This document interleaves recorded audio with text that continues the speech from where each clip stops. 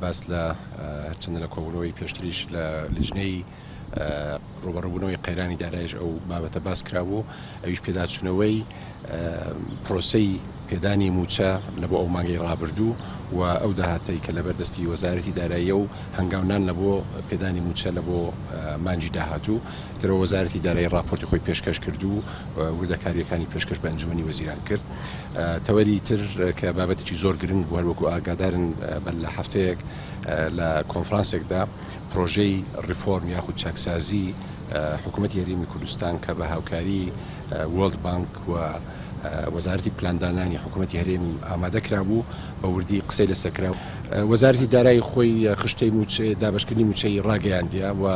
ئەوەی کە دوێنش ئەوەی کە باسییان کردێ لە وەزارەتی دارایی بەپێی ئەو داهاتی لە وەزارەتی داراییە بەڵێ هەوڵ دەدرێتن کە تا کۆتایی مانگ هەوڵ دەدرێت کە ئیمانجی پێنجیش بەر لە جەژن ئینشاءالله دابش بکرێتن.